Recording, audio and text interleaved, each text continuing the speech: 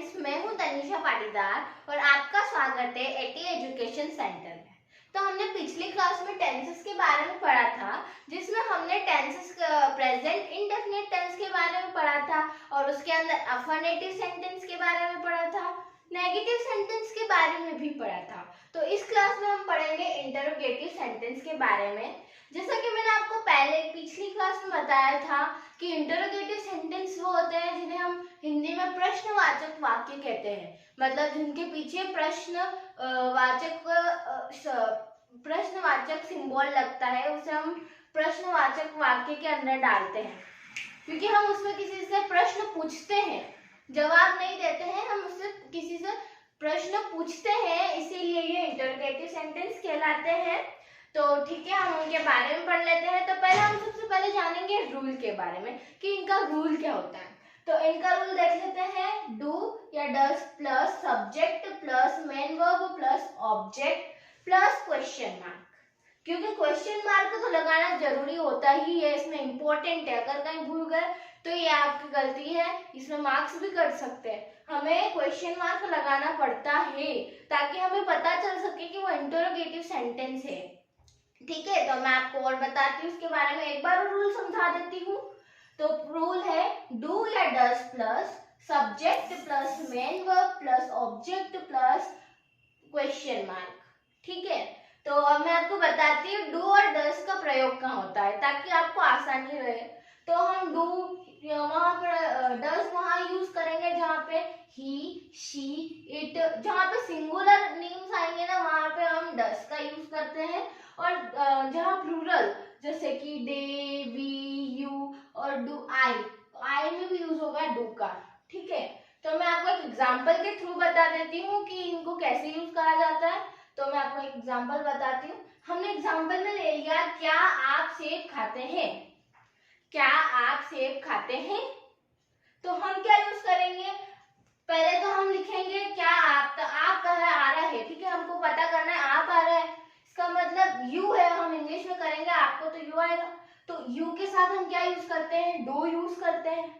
तो हम पहले लिख देते हैं डू यू, खाते हैं कि इंग्लिश करेंगे तो ईट सेब, मीन सेब को हम इंग्लिश में क्या बोलते हैं, एप्पल। तो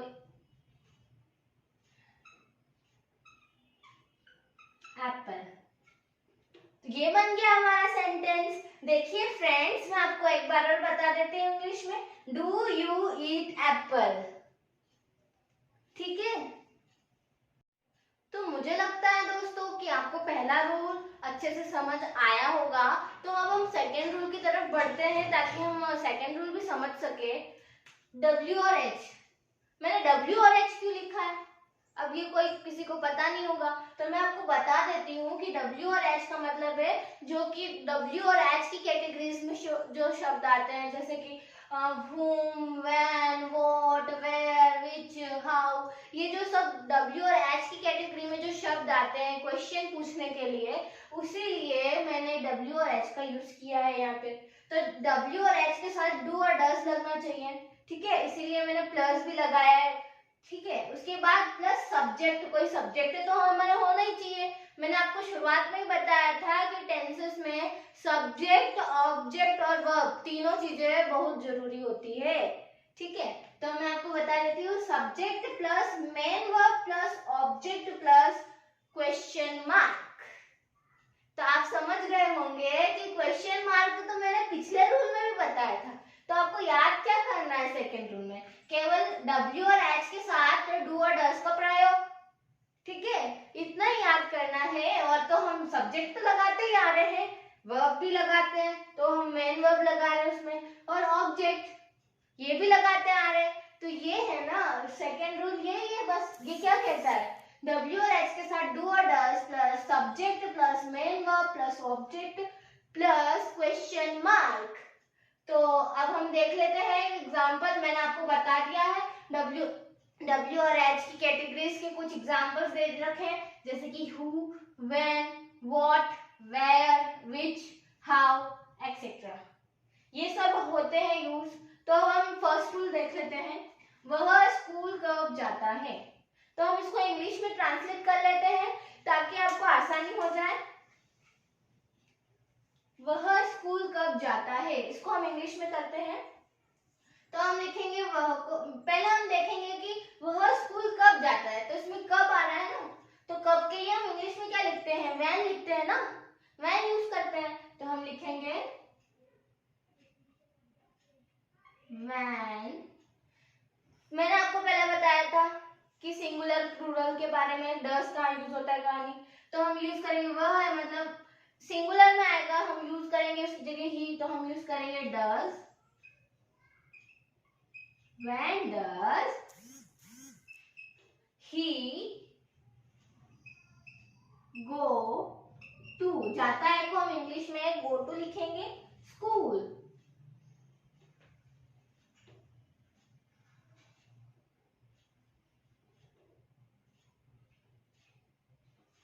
ठीक है,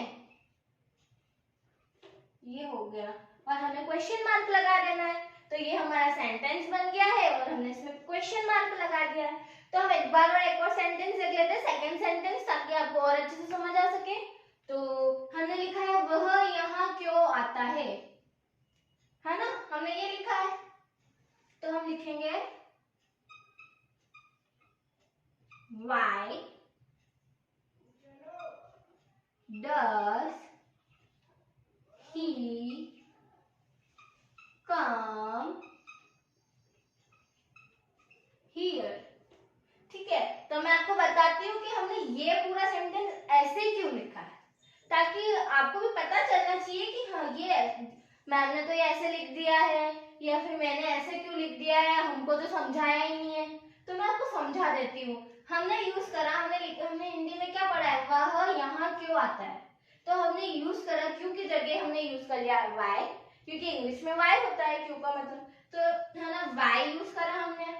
मैंने आपको बताया था वो मतलब सिंगुलर में हम ही यूज करते हैं, तो ये सिंगुलर में आएगा क्योंकि हम एक लड़के की बात कर रहे हैं, एक स्पेसिफिक इंसान की बात कर रहे हैं। तो हमने ही डस यूज करा क्योंकि मैंने आपको पहले ही बताया था रूल में डब्ल्यू या एच जो भी स्टार्टिंग वर्ड है उसके साथ डू और डस लगना जरूरी है, ये तो मैंने आपको पहले ही बताया था। तो मैं आपको बता देती हूँ, हमने यूज कर दिया वाई डस। तो अब हम पास्ट इंडेफिनेट टेंस की बात कर लेते हैं कि पास्ट इंडेफिनेट टेंस क्या होता है। तो उसके लिए हमें उसकी पहचान पता होनी चाहिए कि पास्ट इंडेफिनेट टेंस को पहचाना कैसे जाता है। ठीक है, तो दोस्तों मैं आपको बताती हूँ कि पास्ट इंडेफिनेट टेंस की पहचान। तो पहले हम जान लेते हैं पहचान। हमने क्या लिखा, जिन वाक्यों के अंत में था, थी, थे आते हैं या अंतिम अक्षर पर आ, ई या ए की मात्रा लगी होती है, वे पास्ट इंडेफिनिट टेंस कहलाते हैं। ठीक है दोस्तों, मैं आपको एक बार और पहचान समझा देती हूँ ताकि वापस आपको इजी रहे। जिन वाक्यों के अंत में था, थी, थे आते हैं या अंतिम अक्षर पर आ, ई या ए की मात्रा लगी होती है, उन्हें हम पास्ट इंडेफिनिट टेंस के बारे में बताते हैं या पास्ट इंडेफिनिट टेंस कहलाते हैं वो। ठीक है, तो हम एक एग्जांपल देख लेते हैं। पहले हम अफर्मेटिव सेंटेंस के बारे में भी पढ़ लेते हैं, क्योंकि हमने पिछली बार प्रेजेंट इंडेफिनिट टेंस के बारे में, अफर्मेटिव सेंटेंस के बारे में पढ़ा था ना उनके उसमें भी। तो इसमें भी पहले हमें अफर्मेटिव सेंटेंस के बारे में पढ़ना पड़ेगा। तो पहले हम अफर्मेटिव सेंटेंस के बारे में पढ़ते हैं। अफर्मेटिव सेंटेंस का मतलब होता है सकारात्मक वाक्य। तो वो तो मैंने आपको पहले ही बता दिया था कि अफर्मेटिव सेंटेंस का मतलब क्या होता है। पिछली क्लास में मैंने आपको बताया था कि उन्हें क्या कहते हैं हिंदी में, पर मैं आपको वापस बता देती हूँ। इन्हें हिंदी में कहते हैं सकारात्मक वाक्य। क्या कहते हैं, सकारात्मक वाक्य। तो पहले हम इसका रूल जान लेते हैं कि इसका रूल क्या होता है। ठीक है, तो हम इसका रूल जानते हैं। रूल है सब्जेक्ट प्लस मेन वर्ब का सेकेंड फॉर्म होना चाहिए, ये जरूरी है। हाँ, सब्जेक्ट प्लस मेन वर्ब का second form plus object plus other verb, ये है अफर्मेटिव सेंटेंस का रूल। ठीक है, तो मैं आपको एक एग्जांपल के थ्रू बता देती हूँ। एग्जांपल हमने ले लिया, उन्होंने मुझे किताबें दी। क्या ले लिया एग्जांपल, उन्होंने मुझे किताबें दी। तो हम इसको इंग्लिश में ट्रांसलेट करते हैं। मैं आप ही के सामने करती हूँ आप भी समझ सके, तो मैं करती हूँ। उन्होंने तो हम क्या लिखेंगे, दे, इंग्लिश में हम उन्हें लिखेंगे दे, लिख दिया हमने दे। दी को हम लिखेंगे गेव, क्योंकि सेकेंड फॉर्म है, वर्ब का सेकेंड फॉर्म होना चाहिए ना, तो दे गेव मी, मुझे को हम लिखेंगे मी, किताबें दी, तो हम इंग्लिश में क्या लिखेंगे किताबों को, बुक्स। तो मैं आपको लिख देती हूँ बुक, यहाँ लिख देती हूँ मैं, ठीक है। तो ये हमारा पूरा सेंटेंस बन गया है, दे गिव मी बुक्स, हो गया ना सेंटेंस। तो फ्रेंड्स ये इतना इजी होता है। अगली क्लास में हम पढ़ेंगे नेगेटिव सेंटेंस के बारे में और इंटरोगेटिव सेंटेंस के बारे में, ठीक है। तो आज की क्लास हम यहीं एंड करते हैं। Thank you. अगर आपको ये वीडियो पसंद आए तो आप इसे लाइक, शेयर और सब्सक्राइब जरूर करें। Thank you.